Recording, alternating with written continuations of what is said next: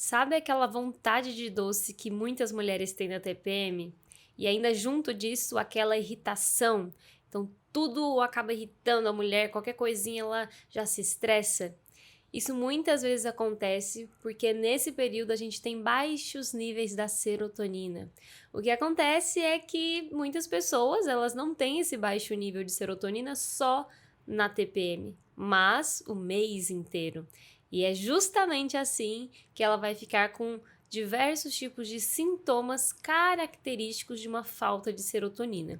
Nessa aula vocês vão entender qual é a função da serotonina, por que ela pode ficar em baixa e como fazer para resolver isso. Então, a serotonina, ela é um neurotransmissor que atua na nossa sensação de bem-estar, de prazer, de felicidade, e ela é modulada pela dopamina. Então, se você não assistiu a aula anterior sobre dopamina, assista.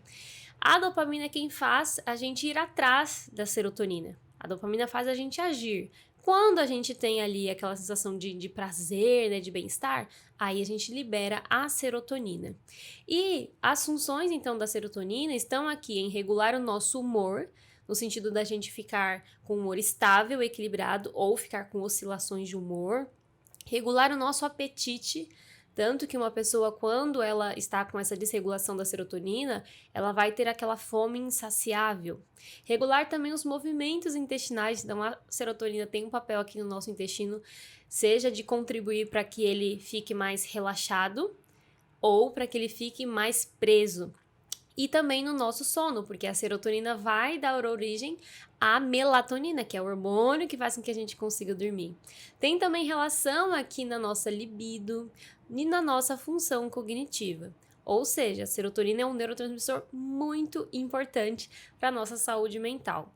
E na ansiedade, na depressão e na insônia, nós podemos ter baixos níveis de serotonina e, por isso, uma classe de medicamentos das mais utilizadas são os inibidores da recaptação da serotonina, que deixam essa serotonina por mais tempo disponível no nosso cérebro, favorecendo assim a nossa sensação de bem-estar. E a serotonina, ela é produzida a partir de um aminoácido chamado de triptofano. Esse aminoácido, ele está presente principalmente nos alimentos de origem animal, porque ele é um aminoácido considerado essencial, ou seja, ele é um aminoácido que a gente tem que atingir a partir da alimentação. A gente não consegue produzir esse aminoácido pelo nosso próprio corpo. Diferente, né, de outros tipos de aminoácidos, conforme eu explico para vocês ali no primeiro módulo sobre a questão dos macronutrientes, se eu não me engano. E a maior parte da nossa serotonina, ela é produzida no nosso intestino. Então, cerca de 80 a 90% da serotonina é produzida no nosso intestino. E daí a função, né, desse intestino em fazer com que a gente tenha um bom humor, um estado, né, de felicidade, de prazer e tudo mais. A serotonina, ela também pode ser encontrada no nosso sistema nervoso central e nas plaquetas do nosso sangue. Mas a maior parte é produzida no nosso intestino. E no intestino, ela vai ter a capacidade aqui de controlar a nossa motilidade intestinal. Então, o que eu falei, de fazer com que esse intestino fique mais relaxado ou que ele fique mais contraído aí, favorecendo assim a digestão, a absorção dos nutrientes, no controle também das enzimas digestivas, estimular a percepção de náusea, de dor. E quando a gente tem um intestino que está com disbiose, um desequilíbrio de bactérias, ou com leaky gut, que é um aumento da permeabilidade, e ou com uma inflamação, a gente vai ter um prejuízo aqui na síntese dessa serotonina. Então, o corpo ele não vai conseguir produzir serotonina em uma quantidade adequada. E é por isso que, na maioria das vezes, quando uma pessoa ela tem problemas intestinais, ela também começa a ter um impacto na questão do humor dela. Ela fica uma pessoa com aquele estado que a gente chama de enfesamento, né? Aquela pessoa que fica irritada, que é muito, assim, intolerante ao estresse. Justamente porque esse intestino ele não está conseguindo produzir essa serotonina numa quantidade aí satisfatória. E esse triptofano, então, que vai dar origem à serotonina e depois à melatonina aqui, ele também pode ir para uma outra via, que é a via da quinurenina. Quando o nosso intestino ele está inflamado, é justamente para essa via que o triptofano vai se desviar. Então, ele vai para a via da quinurenina, que inclusive pode piorar mais ainda a inflamação, e ele para aqui de ir para a via da serotonina. Com isso, a pessoa mesmo ali comendo alimentos fontes de triptofano, às vezes até suplementando esse triptofano, ela não vai sentir uma melhora na questão dos sintomas em relação a uma falta aqui de serotonina. E os alimentos mais ricos em triptofano, como eu disse, é principalmente os de origem animal, mas a gente também encontra o triptofano na aveia, banana, cacau, abacate, abacaxi, kiwi, nas nozes. E esse triptofano, gente, como eu disse, ele vai dar origem à serotonina, que vai dar depois origem aqui à melatonina. Algumas pessoas, elas utilizam medicamentos que inibem essa recaptação da serotonina, ou seja, deixa ela mais tempo ali disponível, com a ideia de favorecer o sono. Então, vocês já devem ter conhecido alguém que toma Rivotril para dormir. E o Rivotril é justamente um remédio utilizado para aumentar essa serotonina no nosso cérebro. Só que ele aumenta de tal nível que faz aqui com que eu tenha, né, uma alta liberação dessa melatonina. E por isso a pessoa toma e aí daqui um pouco ela já está, né, com aquela sonolência, com aquele sono. Justamente porque aumentou demais, né, essa questão da serotonina, induziu um relaxamento muito grande. O triptofano, por ser um aminoácido, ele também vai atuar aqui na nossa síntese proteica, na nossa melanina e no nosso intestino. Então, como eu disse para vocês, a gente tem aqui a questão da produção da serotonina. Então, as nossas células aqui endócrinas, elas produzem essa questão da serotonina, só que se esse intestino estiver com uma desbiose, leaky gut, inflamação, isso não vai acontecer da forma correta. Não só a síntese da serotonina, mas também do GABA, dentre outros neurotransmissores. Então, o que acontece? Essa síntese de serotonina aqui no nosso intestino, não é que ela vai virar aqui mais serotonina no nosso cérebro. Não é assim, tá? É importante deixar isso aqui bem claro. O que acontece é que uma vez que eu tenho essa produção de serotonina no meu intestino, lá no meu nervo vago, então tá vendo aqui, ó, vagus nerve, né, escrito em inglês, lá no meu nervo vago, essa serotonina vai sinalizar que, olha, cérebro é para produzir mais serotonina, entende? Então, ela induz lá no seu cérebro essa maior produção de serotonina. Por quê? A serotonina produzida aqui no nosso intestino, ela não tem a capacidade de atravessar a nossa barreira hematoencefálica. E o corpo justamente faz isso para conseguir ter um controle, né? Porque imagine uma pessoa que, enfim, consumisse triptofano demais e aí tivesse um excesso de serotonina e ela fosse direto para o cérebro. A gente ia ficar com um excesso de serotonina e isso também não vai ser legal. Vocês vão ver que os sintomas de um excesso de serotonina não são nada interessantes. Então, essa questão, né, de ter uma produção da serotonina no intestino não vai gerar automaticamente mais serotonina no cérebro, mas vai gerar um estímulo para esse cérebro produzir serotonina. Pegou isso? E quais são os sintomas da falta da serotonina?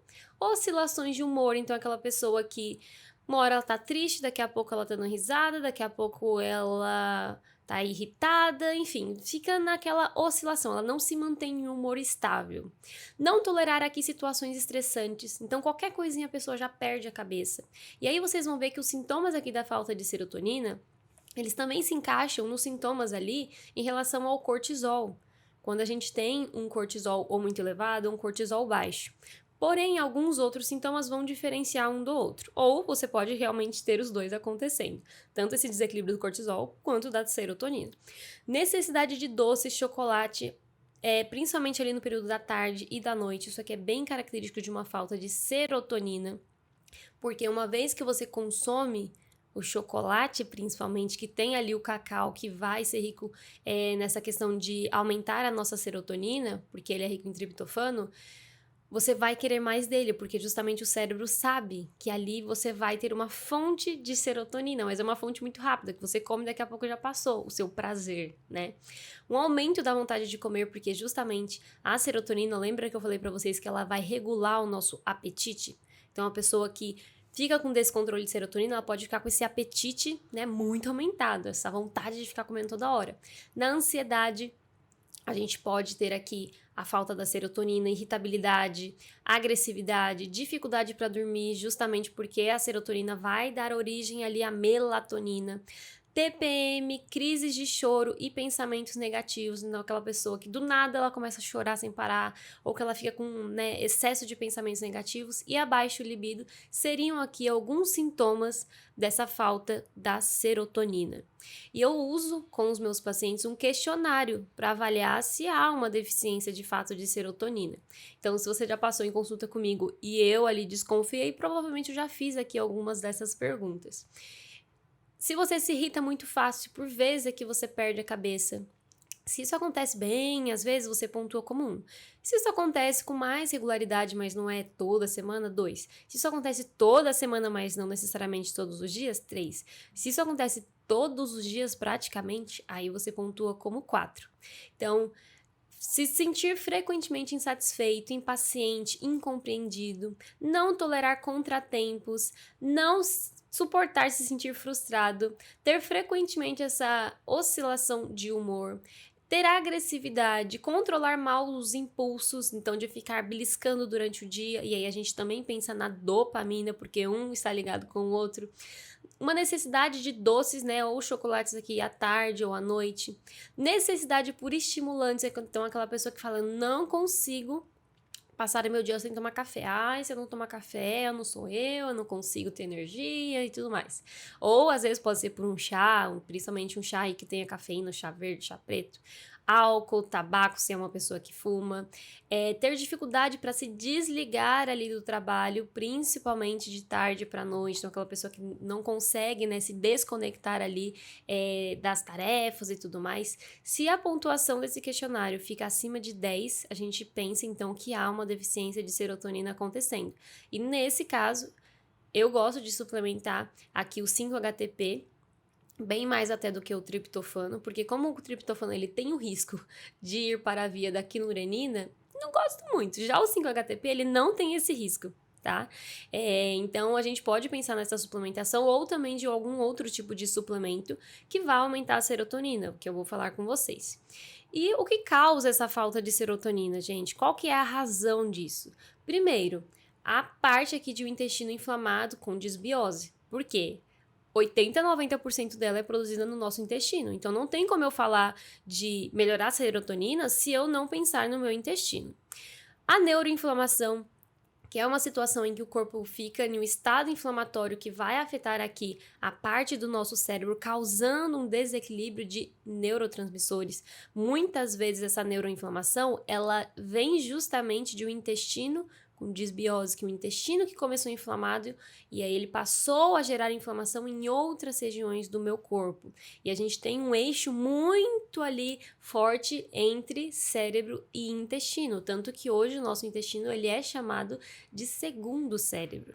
O estresse vai favorecer aí um desequilíbrio da serotonina, como também da dopamina. A falta da dopamina vai gerar falta de serotonina. Então, é muito comum que uma pessoa ela tenha sintomas de falta de dopamina e, em conjunto, também sintomas de falta de serotonina. Deficiências nutricionais, porque a serotonina ela vai ser influenciada não somente pelo triptofano, mas também pelos níveis, por exemplo, do magnésio, pelos níveis da vitamina B6. Uso de pílula anticoncepcional. Nesse tipo de medicamento, que são as pílulas, a gente vai ter ter uma alteração do nosso humor, poder mexer nessa questão dos nossos neurotransmissores. Então, eu estava vendo dias atrás alguns estudos que falam que boa parte das mulheres, assim, mais de 50% das mulheres que fazem uso de pílula anticoncepcional, foi ali identificado um aumento da necessidade de uso de remédios antidepressivos. Então, a gente percebe que a pílula anticoncepcional, ela afeta esse humor ao ponto da mulher chegar a ter sintomas de uma depressão, ter uma piora da ansiedade, dentre outras questões. Então, quer dizer, se faz uso aqui de pílula anticoncepcional e tem sintomas de falta de serotonina, será que não é essa pílula que está causando isso? Porque se for, tem que retirar. Menopausa, justamente porque a gente tem um baixo nível do estradiol, que está totalmente vinculado com a nossa síntese da serotonina. Então, se eu tenho falta de serotonina, eu não tenho uma boa sensação de bem-estar. Na menopausa, por ter essa falta aqui do estradiol, né, dos estrogênios no geral, a gente vai poder ter falta da serotonina, e é justamente isso que acontece também na TPM. Porque ali no nosso período pré-menstrual, o nosso estradiol, ele baixa, ele tem uma queda brusca. Na hora que ele tem essa queda brusca, a nossa serotonina também baixa. Na hora que ela baixa, a gente fica com sintomas de vontade de doce, de irritabilidade, de aquela questão de chorar sem motivo aparente, então a pessoa fica muito sensível. Tudo isso por conta aqui dessa oscilação hormonal que acontece. E a gente tem até uma outra condição, que é a TDPM, que aí é um transtorno disfórico pré-menstrual. É bem mais intenso do que uma TPM normal, e nesse tipo de situação, normalmente a pessoa tem que fazer uso de algum medicamento ou de algum suplemento, porque sozinha ela não consegue ter uma regulação dessa serotonina, tá? E o excesso de serotonina, eu só estou falando aqui da falta, mas e o excesso? Esse excesso ele é chamado de síndrome serotonérgica. E é uma condição que normalmente acontece quando a pessoa faz uso de algum medicamento em que gera esse excesso de serotonina no cérebro. É mais raro, não é uma coisa tão comum, mas eu já atendi vários pacientes no consultório relatando esse tipo de situação do tipo, olha, quando eu tomei, Ju, aquele medicamento que o médico me passou, por exemplo, esse Citalopram, eu fiquei muito ruim, eu piorei mais ainda da ansiedade, a minha cabeça parecia que ia explodir, eu fiquei com enjoo, vomitei, tive diarreia, enfim, uma série de sintomas relacionados a um excesso aí dessa serotonina. Quando isso acontece, a pessoa ela vai ter esse tipo de sintoma nas primeiras 24 horas após o uso da medicação, que vai ser aqui um aumento da ansiedade, uma hiperatividade, inquietação, taquicardia, hipertensão, então um aumento da pressão arterial, pode ter náusea, diarreia, tremores, espasmos musculares, dentre outros aqui sintomas. E nesse caso, a pessoa tem que evitar o uso de medicamentos e até de suplementos que aumentem a serotonina. Dias atrás eu atendi uma paciente que ela disse que até mesmo o magnésio para ela gerava esse tipo de sintoma. Ela percebia que ela ficava muito agitada. E o magnésio, a gente sabe que por mais que ele tenha relação em poder aumentar a nossa serotonina, não é uma coisa assim que, nossa, vai aumentar drasticamente. Mas ela é uma paciente que tem essa questão da síndrome serotonérgica. Então é muito importante se atentar a isso. E a serotonina, ela tem aqui forte relação com a depressão, porque ela é o principal neurotransmissor que costuma ficar em desequilíbrio quando a gente tem depressão. E por isso, o tratamento base para uma depressão costuma ser o uso aqui dos inibidores da recaptação da serotonina, que seriam, por exemplo, a fluoxetina, a sertralina, o escitalopram, dentre outros medicamentos. Eles aqui atuam aumentando os níveis dessa serotonina no cérebro. Por quê?